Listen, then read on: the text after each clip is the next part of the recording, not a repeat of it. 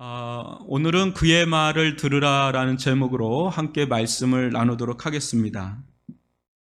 19살의 호주 모델로 인스타그램에서 한 50만 명의 팔로워를 거느린 에세나 오일이란 여성이 있습니다. 근데 어느 날 그동안 인스타그램에 올린 사진을 이 여성분이 다 삭제를 합니다. 굉장히 유명한 분이었는데, 근데 그녀는 이런 말을 합니다. 이제는 내 삶을 다른 누군가가 편집해서 조명한 어떤 삶과 비교하고 싶지 않아요. 화면만 들여다보던 시간을 내 실제 삶의 목표, 또 인격적 관계, 이 포부에 다 쏟아놓고 싶어요. 이 유명인 문화, 이 집착가는 끝을 냈어요. 어리석은 짓이었고 내내 마음으로 외로웠고 허위였지요. 이런 고백을 하면서 인스타그램 50만 명이면 상당한 거거든요. 그걸 탁 내립니다. 제가 며칠 전에도 한번 찾아봤는데 진짜 없더라고요. 사진이 2개 정도 딱 있더라고요. 속빈 강정이라고 세상에는 겉은 화려한데 속은 초라하게 그지없는 그런 것이 얼마나 많습니까? 또 반면 겉은 보잘것없어 보이지만 속이 꽉 찬 것도 있죠. 그런 것을 발견하면 숨은 보석처럼 나만 알고 있어야지, 그런 나만 알고 있는 비경, 나만 알고 있는 맛집 이렇게 알려지지 않은 그런 마음을 가질 때도 있죠. 이게 기독교의 참된 능력, 기독교의 참된 영성은 어디에 있습니까? 기독교가 세상에 보여지는 그 무엇으로 승부하려 할 때 언제나 변질과 타락이 있어 왔습니다. 기독교의 능력, 기독교의 참된 영성은 세상에 이 자랑할 법한 그 무엇에 있지 않습니다. 아무리 화려해 보여도 껍데기만 그럴 수도 있고요. 또 보잘것 없어 보여도 속이 꽉 찬 알짜 중에 알짜인 경우도 있지요. 이 본질을 볼 수 있는 눈, 이 본질을 볼 수 있는 힘이 우리에겐 필요합니다. 더더군다나 이러한 때는 본질을 볼 수 있는 힘이 필요한 거죠. 사랑하는 성도 여러분, 지금 우리가 이 자리에 모여 있습니다. 여기에는 신앙생활을 막 시작하려고 하는 분들도 계시고, 또 꽤나 오랜 시간 동안 신앙생활 하는 분들도 계십니다. 근데 한번 질문해 보기를 원하는데요. 우리는 기독교 신앙의 진짜, 이 기독교 신앙의 진짜, 교회에서도 진짜, 그걸 보고 있는지요? 또 기독교 신앙의 어떤 진짜를 붙들고 누리고 또 살고 있느냐, 그 질문을 한번 던지고 싶습니다. 제가 요즘에 화두예요. 기도하면서 너 진짜를 보고 있느냐, 너 진짜를 너 알고 있느냐, 너 진짜 붙들고 있느냐, 그 진짜에 대한 게 떠나지를 않는 겁니다. 진짜를 봐야 진짜 백의 삶을 살아갈 수 있지 않습니까? 여러분, 오늘 말씀을 들으면서 진짜가 무엇인지를 좀 발견할 수 있기를 바라고 믿음으로 결단하며 따를 수 있기를 주님의 이름으로 축원합니다. 여러분, 2절과 3절을 저와 여러분이 한 절씩 교독해 보겠습니다. 엿새 후에 예수께서 베드로와 야고보와 요한을 내리시고 따로 높은 산에 올라가셨더니 그들 앞에서 변형되사 그 옷이 광채가 나며 세상에서 빨래하는 자가 그렇게 희게 할 수 없을 만큼 매우 희어졌더라. 아멘. 이 가이사랴, 여러분 온라인으로 들이다가 오셨죠? 계속 이어지고 있는 거거든요. 가이사랴 빌립보에서의 그 신앙 고백 후에 예수님은 베드로와 야고보와 요한을 따로 내리시고 높은 산에 올라가셨는데, 보통 알려지기를 헬몬산이라고 알려져 있습니다. 한 2000m가 넘는 그 헬몬산에 올라가셨다라고 보는데, 그때 그들 앞에 아주 놀라운 광경이 펼쳐지는 거예요. 무슨 광경이에요? 제자들 앞에서 예수님의 모습이 완전히 다른 모습으로 완전 변형되시는 겁니다. 그래서 이때 변형을 누가복음에도 기록을 해놨는데, 그때는 용모가 변화되었다, 이렇게 묘사를 합니다. 좀 더 구체적으로 마태복음은 어떻게 묘사를 하냐면 예수님의 얼굴에서 해와 같이 빛이 난다, 이렇게 묘사를 합니다. 이는 마치 요한계시록에 나타난 예수님의 모습과 흡사한데, 여러분 요한계시록 1장 16절을 읽어볼까요? 시작. 그의 오른손에 7별이 있고 그의 입에서 좌우에 날선 검이 나오고 그의 얼굴은 회가 힘있게 비치는 것 같더라. 아멘. 그러니까 예수님께서 재림하실 때 우리가 장차 하나님 나라에 가서 예수님을 볼 때와 같이 얼굴에서 그냥 해와 같이 빛이 나는 막 그런 것을 지금 이제 변형되셔서 그 모습을 보여준 거죠. 마가복음, 우리가 지금 살펴본 마가복음은 특별히 옷을 강조하는데요. 이 옷에서도 어떻게 된다 그래요? 광채가 난다 그러죠. 광채가 날 정도가 아니라 어떻다 그래요? 시기가 아주 더 이상 힐 수가 없는 그런 흰 모습으로 변형되는 것을 본 거예요. 제가 여러분 새벽 기도 때 한번 설교한 적이 있는데, 저는 대학교 한 2학년 때쯤에 천군 천사가 이렇게 내려오는 환상 같은 걸 꿈속에서 본 적이 있어요. 한 번밖에 없는데 그때 천군 천사의 모습도 그렇게 하얄 수가 없어요. 그걸 뭘로 표현할 수가 없어요. 아마도 저는 약간 추측을 그렇게 합니다. 그런 모습이 아닐까. 근데 보통 이 모습은요, 하나님의 영광을 묘사하는 데 쓰는 말입니다. 광채, 힘, 휘어짐 이런 거요. 하나님의 영광의 빛으로 충만한 예수님의 모습은 평상시 모습과는 너무나 다른 모습이에요. 평상시 예수님의 모습을 가장 잘 드러낸 말씀이 있다면 여러분 신약에 있지 아니하고 구약에 이 이사야서에 잘 예언되어 있습니다. 여러분 예수님의 모습이 어떻다라는 걸 묘사한 데가 없어요.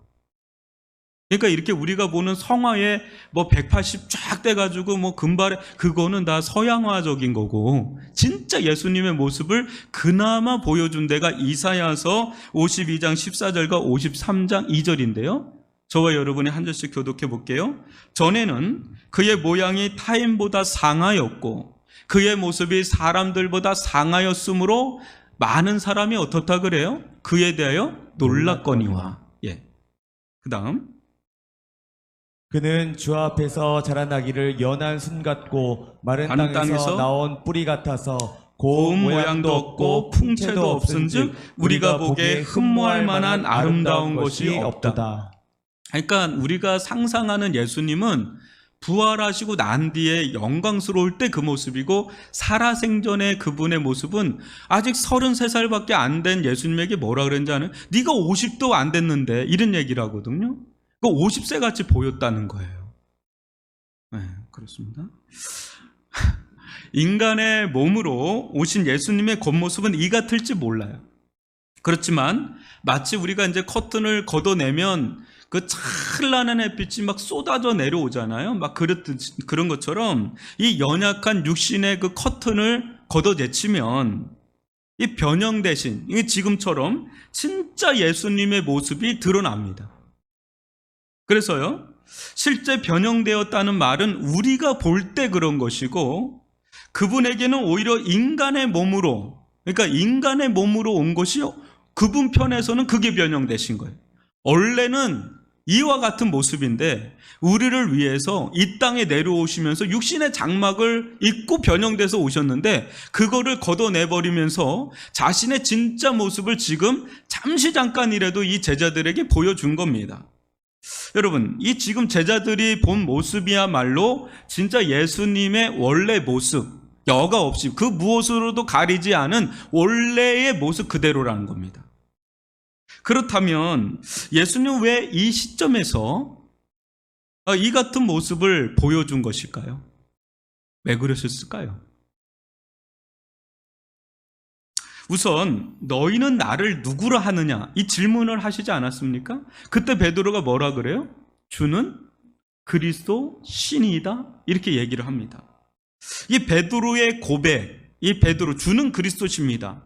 정말 그 초라한 행색으로 다니는 예수님을 보면서 주는 그리스도십니다 이렇게 고백은 했지만, 그분이 진짜 그리스도임을 확증시켜서 확신을 심어주기 위해서 지금 예수님이 자신의 본 모습을 보여준 거예요. 가리지 않고 그냥 그대로를 보여주신 거란 말이죠. 여러분, 제자들, 특히 여기 나오는 베드로, 야고보, 요한은 이 제자들 그룹에서도 적지 않은 영향을 미치던 그런 리더들이었어요. 근데 이들마저도 어때요? 예수님을 그리스도라고 고백은 하지만 여전히 어떻습니까? 어떤 잘못된 세상적인 메시아관, 잘못된 그런 세상적인 그리스도관, 구원관을 가지고 거기에 사로잡혀서 살았던 자들이 바로 이 제자들이에요. 이 제자들도 이 정도면, 거기서도 리더 그룹인 이 자들도 이 정도면 나머지는 말할 것도 없는 거예요. 여러분, 그때 어때요? 여전히 그 세상으로부터 주어진, 땅으로부터 주어진 그 구원관을 추구할 수밖에 없었습니다. 주님은 뭐라고 말씀하시죠? 마가복음 8장 35절로 37절을 저와 여러분이 한 절씩 교독해 보겠습니다. 누구든지 자기 목숨을 구원하고자 하면 잃을 것이요, 누구든지 나와 복음을 위하여 자기 목숨을 잃으면 구원하리라. 사람이 만일 온 천하를 얻고도 자기 목숨을 잃으면 무엇이 유익하리요? 사람이 무엇을 주고 자기 목숨과 바꾸겠느냐? 아멘. 아멘. 제가 없는 데 있다가 사람들이 있으니까 당황스러워요. 하도 거기에 적응이 돼가지고. 여러분, 예수님께서 이렇게 말씀은 하셨지만 이는 제자들에게는 너무 부담스럽고 자기들과는 상관없는 얘기처럼 들렸던 겁니다. 그때 어떻습니까?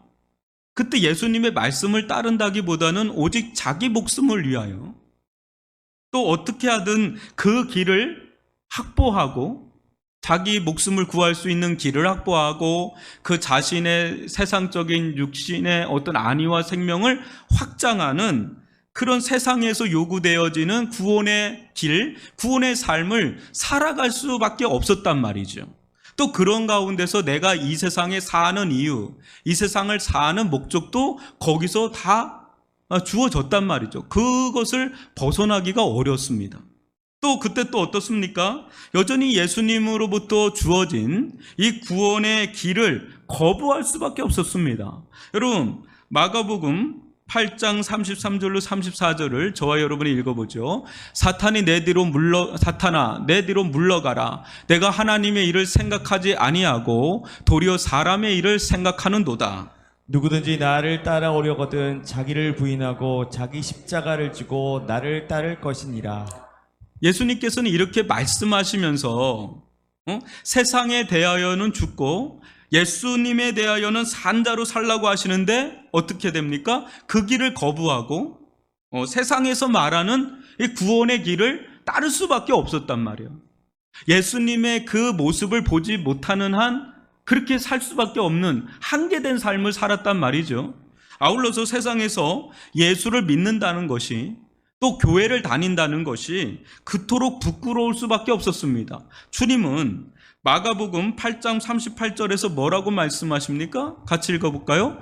누구든지 이 음란하고 재 많은 세대에서 나와 내 말을 부끄러워하면 인자도 아버지의 영광으로 거룩한 천사들과 함께 올 때에 그 사람을 부끄러워하리라. 이렇게 말씀하셨지만 여전히 이 보여주는 세상 나라의 힘과 권능이 더 커 보이고 더 실제적이어 보이는, 결국 세상이란 것이 참 남편이신 그 하나님을 버린 음란하고 재 많은 세대임을 깨닫지 못하는 영적 소경이 될 수밖에 없었습니다. 예수님의 실체에 대해서 눈이 떠지지 않는 한 세상이 더 커 보이고 또 예수님과 그의 나라가 부끄러워 보이는 그런 삶을 살 수밖에 없었단 말이죠. 그때 정말 부끄러워할 것은 자랑하고 정말 자랑해야 될 것은 부끄러워하는 이 주객전도의 삶을 살 수밖에 없었단 말이에요. 또 그때 여전히 하나님의 나라가 마치 없는 것처럼, 세상 나라가 다인 것처럼 살 수밖에 없는 이런 일련의 일들이 다 일어난단 말이죠. 주님께서는 마가복음 9장 1절에서 지난주에 살펴봤던 말씀에서 뭐라 그래요? 내가 진실로 너에게 이르노니 여기 서 있는 사람 중에는 죽기 전에 하나님의 나라가 권능으로 임하는 것을 볼 자들도 있느니라. 이렇게 말씀은 하셨지만 하나님의 나라가 권능으로 임하는 것을 보기 전까지, 내가 두 눈으로 확인하기 전까지는 어때요? 하나님의 나라가 있다고 말은 하면서도 실상은 세상 나라의 영광과 권능의 재단이 더 커 보이고, 그것을 위해서 자신의 전 생애를 아낌없이 헌신하며 드리는 그런 삶을 살아갈 수밖에 없었단 말이죠. 그게 비단 우리만 그런 게 아니라 이 제자들도 예수님에게 지근거리에서 예수님과 따랐던, 또 예수님으로부터 나오는 수많은 기적과 이적을 봤음에도 불구하고 그냥 이 길을 따를 수밖에 없는, 세상의 길을 따를 수밖에 없었단 말이에요. 그러다 지금 장차 오실 주님의 진짜 모습을 본 거예요. 그분의 영광과 그분의 권능의 실체를 본 겁니다. 한마디로 말해서 이 마가복음 9장 1절에 나오는 하나님의 나라가 권능으로 임하는 것을 볼 자들이 있느니라 할 때, 이 지금 세 제자가 잠깐 그것을 맛배기처럼 본 겁니다. 그때 이 제자들은, 이 예수님의 이 모습을 본 제자들은 어땠을까요? 베드로 후서에 이 장면에 대해서 베드로가 기록한 장면이 있는데, 큰 위엄과 그걸 친히 우리는 본 자라고 하면서 얘기를 하는데, 세상적인 시력은 잃어버리고, 그전엔 세상에 대한 눈이 너무 밝았는데 세상에 대한 시력을 잃어버리고 어떻게 돼요? 영적인 시력이 다시 한 번 더 개안되는, 영적 개안의 역사가 일어나는 은총을 받게 됐다는 거예요. 그때 여러분 어때요? 정말 본 사람은 부인할 수 없잖아요. 정말 본 사람은 부인할 수 없잖아요. 정말 들은 사람은 부인할 수 없잖아요. 그때 이 세상에, 또 이 땅에 수많은 것들이 나를 막 끌어당기잖아요. 나를 이렇게 이 세상 가운데 자유롭지 못하도록 끌어당기는 이 강한 세상의 중력이 있잖아요. 그것을 이제는 거스른 채, 거부한 채 벗어날 수 있는 힘이 주어지는데, 그게 뭡니까? 하늘의 권능과 영광의 거룩한 중력에 사로잡히는 그런 은혜의 경험을 하게 되는 일들이 이 제자들 가운데 주어졌단 말이죠. 그때 이 세 제자들, 또 이 세 제자들은 이 제자 그룹에 영향을 미칠 거 아닙니까? 그러면서 이들은 세상에 사나 마치 하늘에 사는 믿음의 사람들로 한 번 더 거듭나는 그런 일들이 일어나게 된 것이죠. 그런 은혜가 우리들 가운데 주어질 수 있기를 바랍니다. 사랑하는 성도 여러분, 이 땅에서 십자가의 예수, 또 부활하신 예수의 빛, 그 영광스러운 강체를 본 자들은 진짜를 본 자들인 줄 믿습니다. 예수의 겉이 아닌 진짜 예수를 본 자들은 다른 길을 못 갑니다. 여러분, 내가 이렇게 듣는 데서 끝나는 게 아니라 내가 직접 경험한 사람들은 그거를, 내 경험을 부인할 수가 없잖아요. 안 그런가요? 우리들 가운데 진짜를 본 사람들, 진짜를 보았기에 그것을 부인할 수도, 또 거부할 수도, 또 본 그대로의 삶을 살 수밖에 없는 자들로 변화되어지는 거죠. 여러분, 세상 사람들이 볼 때는 우리들의 삶은 이해가 잘 안 가는 삶이에요.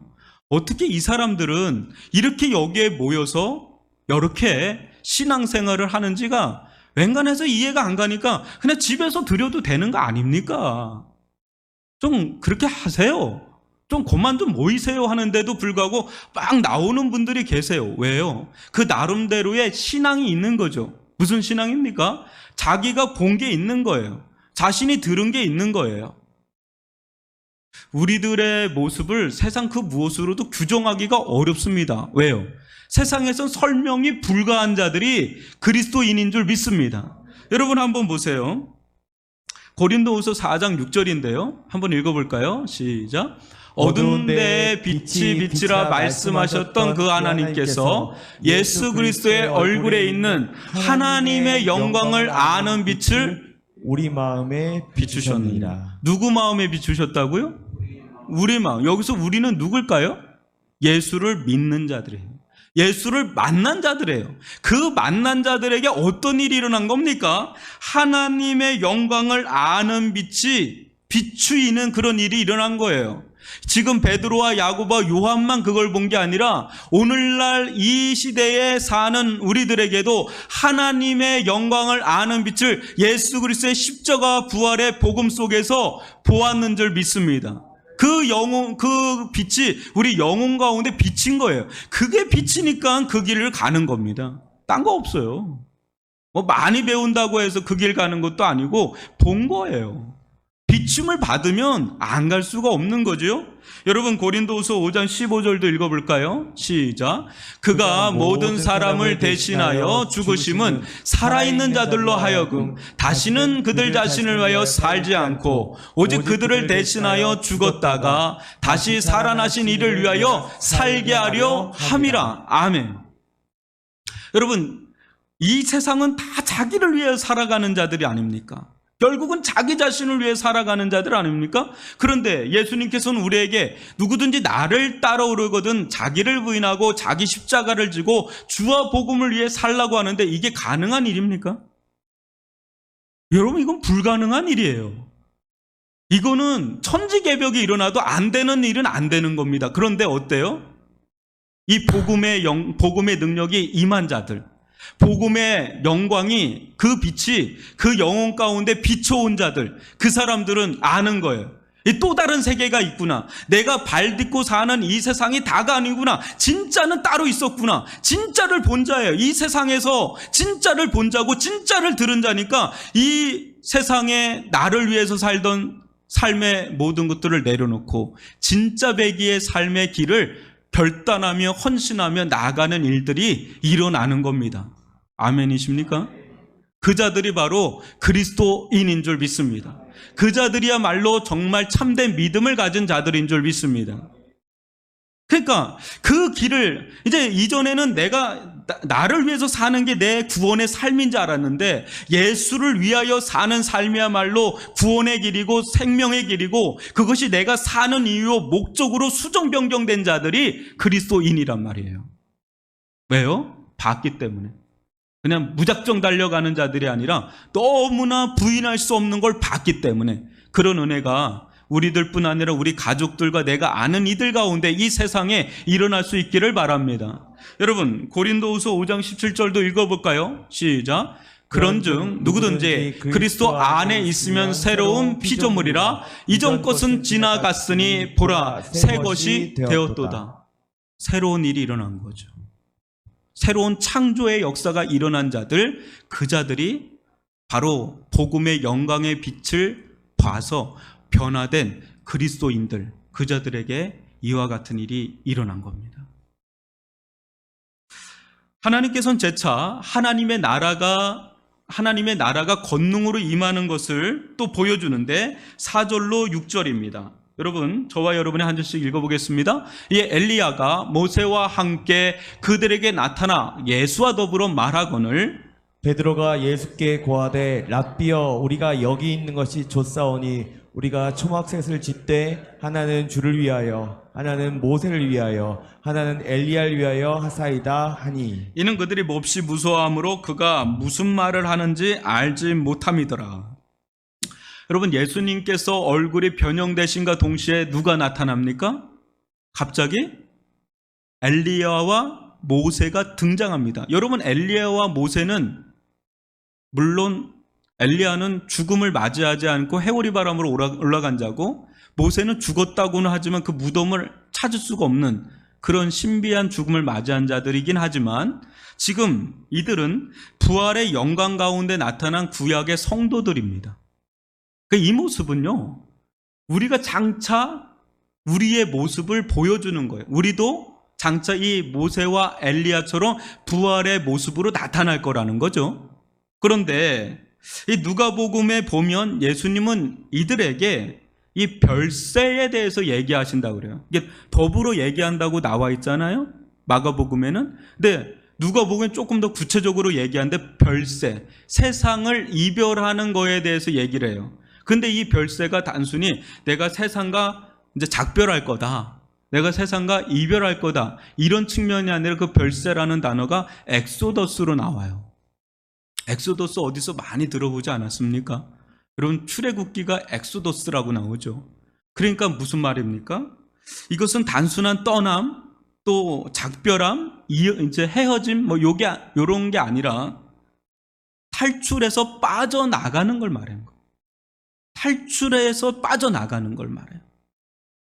이게 무슨 말이냐면, 엘리야는 활동 당시에 이 바알을 신으로 여기면서 우상숭배가 가장 절정에 달했을 때 북이스라엘 그 아합 왕 밑에서 아합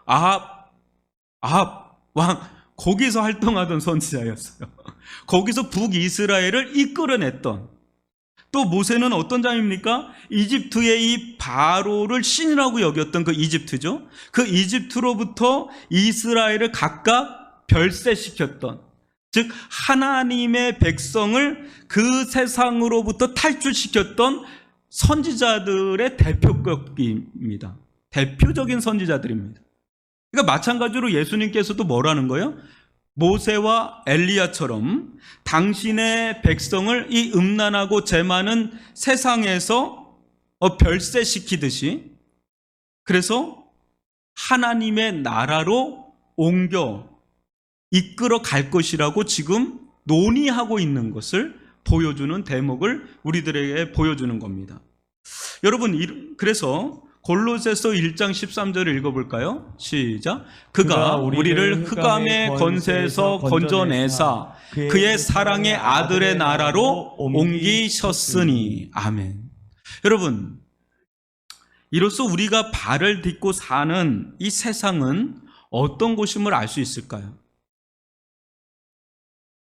어느 누구도 이 세상에 계속 머물 거라 여기는 이들은 없습니다. 언젠가 우리는 다 죽음을 맞이합니다. 떠나고 싶지 않아도 떠나야 할 때가 있다는 말이죠.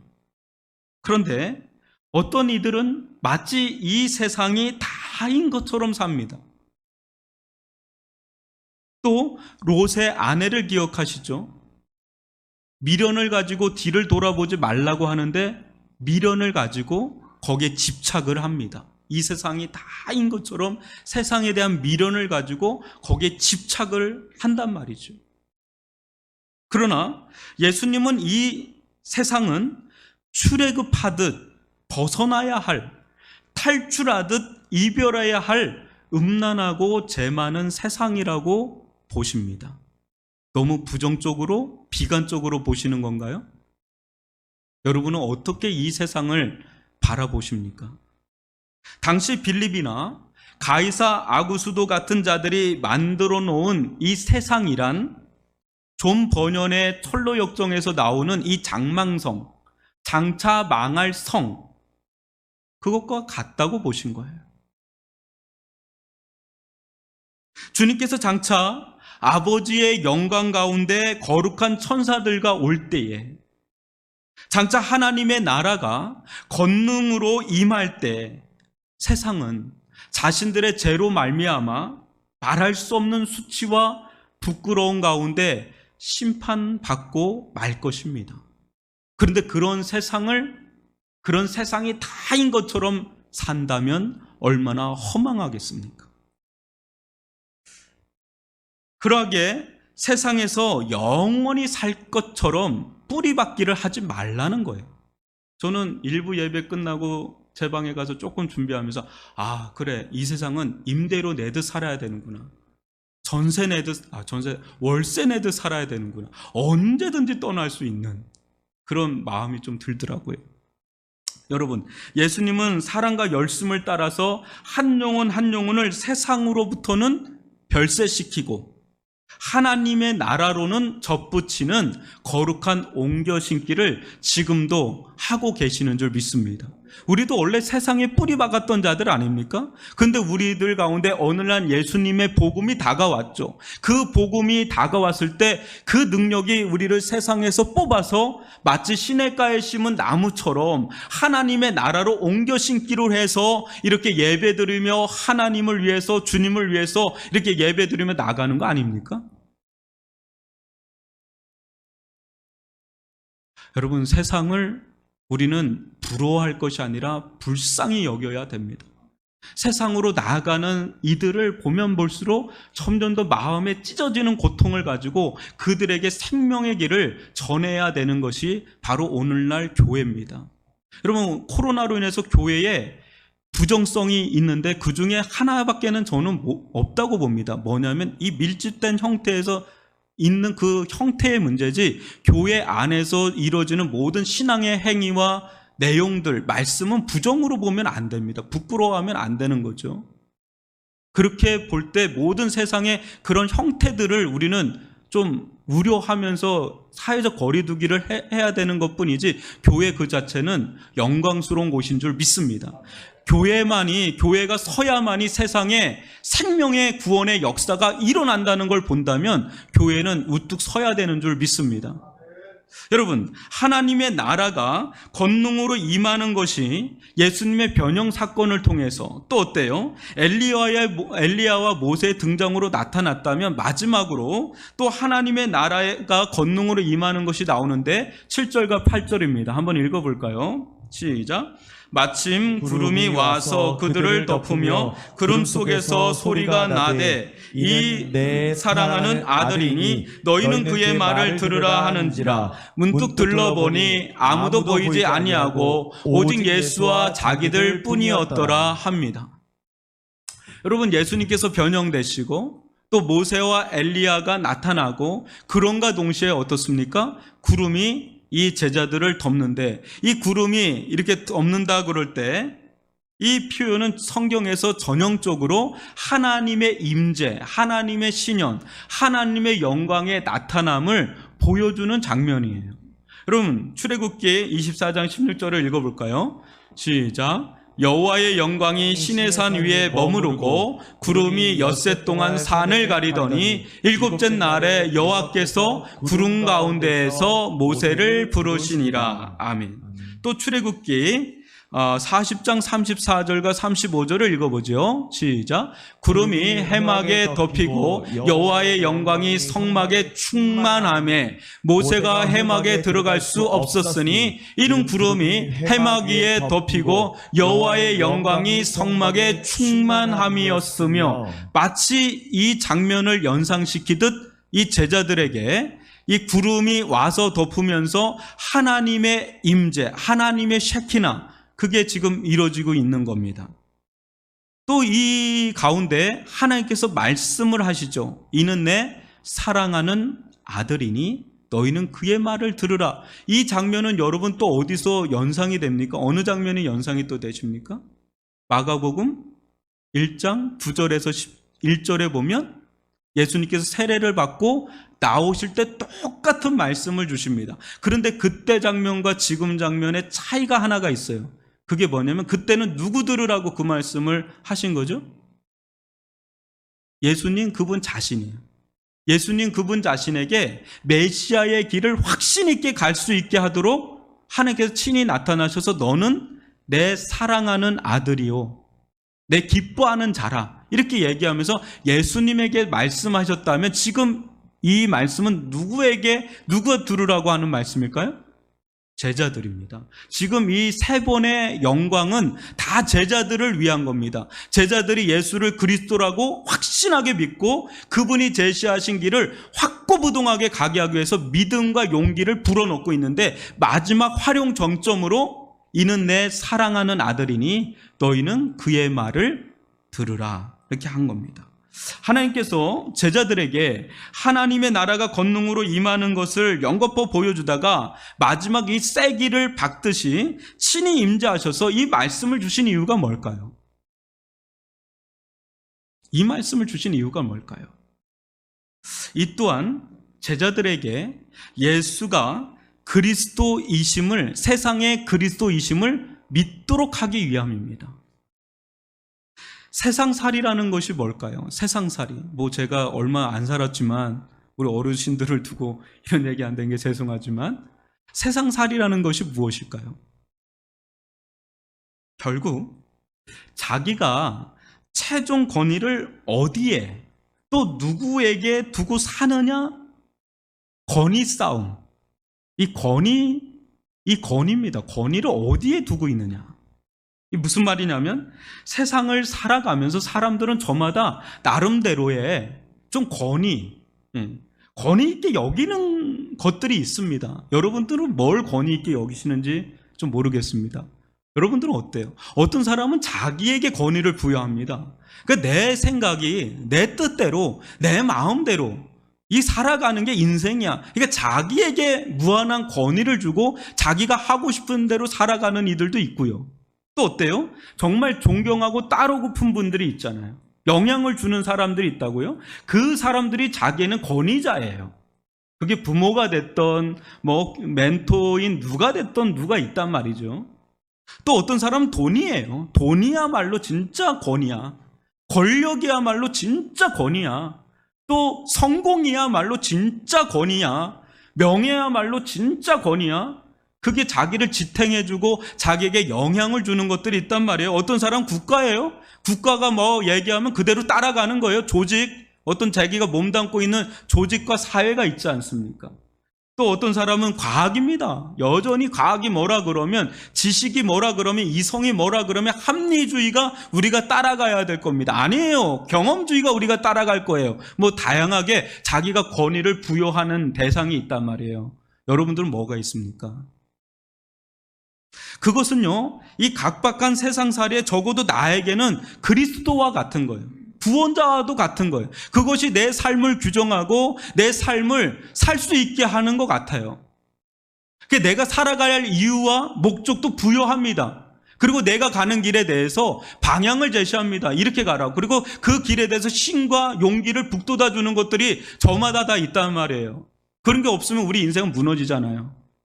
여러분들은 뭐 어떻습니까? 세상 사람들은 또 어떨까요? 그러다 보니까 아주 중요한 일이 일어나는데 한번 잘 들어보세요. 내가 가장 권위 있게 여기는 그 무엇이 있어요. 그 누가 있단 말이죠. 근데 그것의 말을 경청하게 됩니다. 어느 순간에 듣게 된단 말이에요. 듣는데 그냥 듣는 게 아니라 절대적으로 듣습니다. 의사가 뭐 한마디 하잖아요. 그 사람에게 여러분의 권위를 넣어주잖아요. 그럼 의사의 말은 거의 하나님의 말씀 이상이야. 사업을 하든 뭐를 하든 마찬가지. 그 소리, 자기가 권위를 부여한 대상이 뭐라고 말을 하면 거기에 절대적으로 들어요. 들을 뿐 아니죠. 따라갑니다. 피리 부는 사나이 막 애들이 쭉 따라가듯이 그냥 그 소리 따라가는 거예요. 왜 따라가는지도 모르고 따라가는 사람들도 있을 거고, 생각하고 따라가는 사람, 생각 안 하고 따라가는 사람, 옆에 따라가니까 따라가는 사람. 그러니까 자기가 권위를 부여한 거에 따라간단 말이에요. 그런데 결국 우리는 아까 권위라 그랬잖아요. 권위보다 더 중요한 우리가 누구의, 무엇의 소리를 듣느냐에 따라서 인생의 항로가 결정됩니다. 내 인생을 결정한다니까요. 무슨 소리를 듣느냐. 근데 이 소리는 너무 강력한 소리라서 밖에서 주어지긴 하지만 내 영혼에서 울리는 소리예요. 내 영혼에서 울리는 소리를 거절할 수가 없어요. 거부할 수가 없어요. 근데 우리 영혼에서 들리는 소리는 그냥 영혼 자체에서 들리지 않고 뭔가 부딪힐 때 나오는 소리가 있어요. 무슨 말이냐면, 여러분 어떤 사건이 갑자기 내 인생 가운데 딱 들어오잖아요. 그럼 그 사건에 대해서 내 속에서 반응을 해요. 그리고 거기서 나는 소리를 가지고 갑니다. 어떤 병이 들어와요. 그럼 병이 딱 들어오면 어때요? 우리는 모든 게 흔들려요. 그러면서 내 영혼에서 소리가 나요. 아, 이렇게 살면 안 돼. 내가 살려면 이렇게 가야 돼. 이런 소리. 또 어떤 사건이 일어나거나 어떤 사람과 부딪히거나 하면 그때마다 우리는 영혼의 소리가 파열음처럼 일어난단 말이죠. 그러면서 그 소리를 따라가요. 근데 그것이 내가 권위 있게 여기는 대상과 부딪혀서 나오는 소리라면 더 그 소리를 신뢰하면서 따라가죠. 그거 부인할 수가 없어요. 아까 권위 얘기했지만 그 권위는 우리에게 소리를 낳고 그 소리는 우리의 영혼에 영향을 주고 우리의 영혼은 그 소리를 따라갑니다. 부인할 수 없이 따라갑니다. 왜? 그게 내 존재예요. 그게 내가 누구인지를 보여주는 거예요. 누구에게 권위를 부여하는지가 나를 보여주고, 누구의 소리를 따라가는지가 나를 보여주고, 어디로 가는지가 나를 보여주는 거예요. 아직은 아멘할 장면이 아닙니다. 그런데 지금 하나님께서는 이 세상에서 우리가 반드시 들어야 할 유일한 구원의 소리, 그 소리를 바라시는 분을 누구로 지정하고 계시는 겁니까? 이는 내 사랑하는 아들이니 너희는 그의 말을 들으라 하십니다.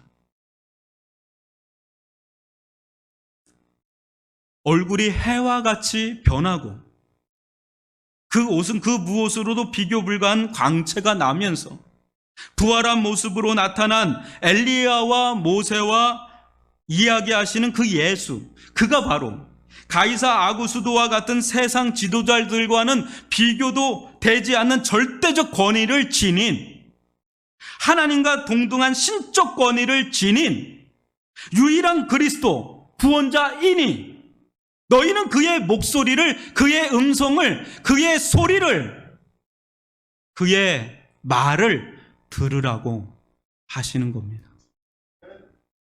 왜요?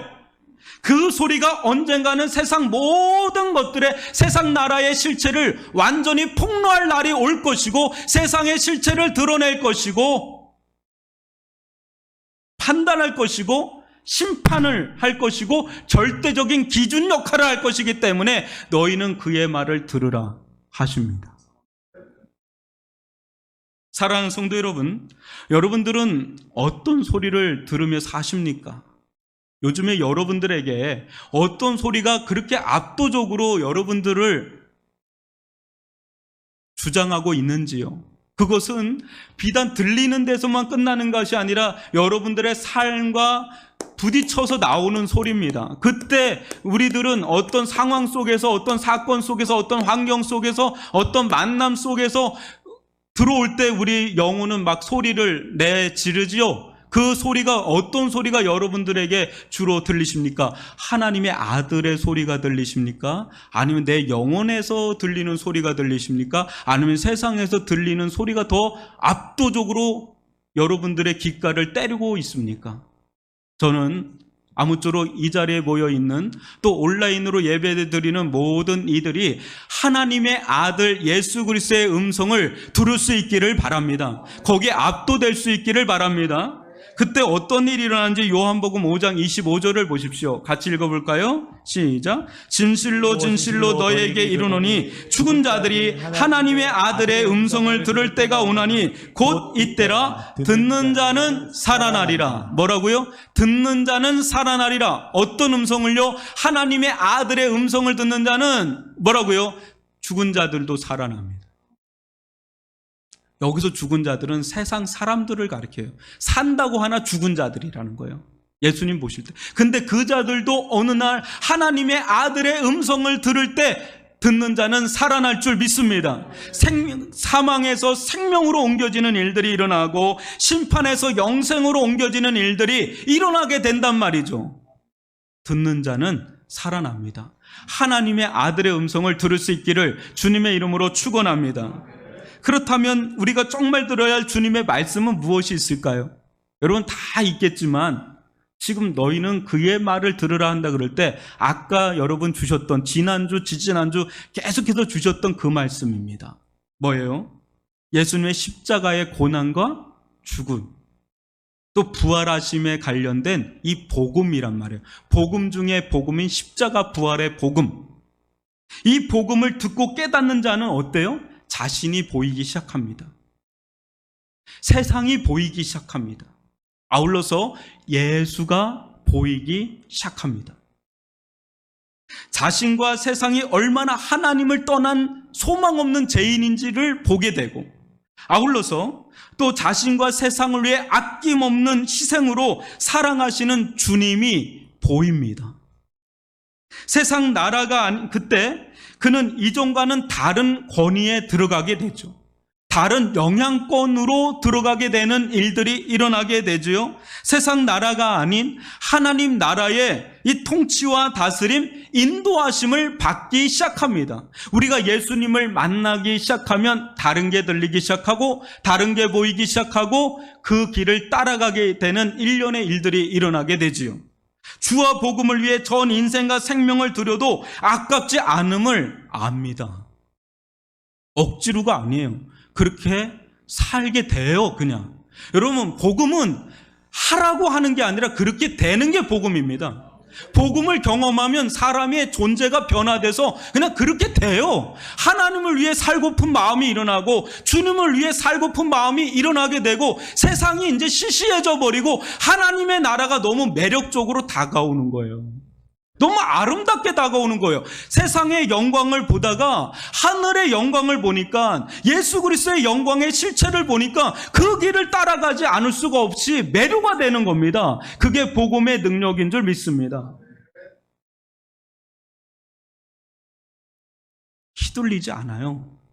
세상에서 뭔 일이 일어난다고 해서 쉽게 휘둘리지 않아요. 왜요? 진짜를 봤기 때문에, 진짜를 들었기 때문에. 여러분, 지금 이 마가복음, 우리가 나가는 이 마가복음은 마가가 누구를 대상으로 설교를, 그러니까 마치 설교하듯이 쓴 거냐면 1세기 로마 성도들에게 쓴 겁니다. 여러분, 1세기 로마 성도들은 어떤지 아시죠? 경제적인 박탈을 당합니다. 정치적으로, 사회적으로 핍박과 박해를 받습니다. 심지어는 어때요? 사자밥이 돼요. 근데 내가 죽는 건 괜찮아요. 근데 자녀들마저도 사자밥이 되거나 화형으로 순교의 제물이 돼요. 여러분, 그거 견딜 수 있는 겁니까? 나라면 상관없지만 자녀들이 그렇게 가는 길, 여러분, 그거 두 눈 뜨고 볼 수 있는 겁니까? 그때 하나님에 대해서 어떤 마음이 품겠어요? 하나님 정말 이러실 겁니까? 해도 너무 하시는 거 아닙니까? 우리가 뭘 잘못했습니까? 주님을 믿는 것밖에는 없지 않습니까? 근데 어떻게 나를 이렇게 대우하십니까? 이렇게 하소연, 또 상처, 또 떠나면 그만 아닙니까? 한번 부인하면 되잖아요. 아, 나 예수 안 믿는다. 아, 난 가이사 아구스도가 나의 신이다. 그렇게 고백만 하면 될 것을. 왜 그들은 그 길을 갔을까요? 어리석어서, 바보 천칠해서 그 길을 갔을까요? 맹목적이라서, 강신도들이라서 그 길을 갔을까요? 아니에요. 여러분, 주님은 환경을 바꿔주세요. 그런데 많은 부분 환경을 변경시키지 않으세요. 보세요, 자세히.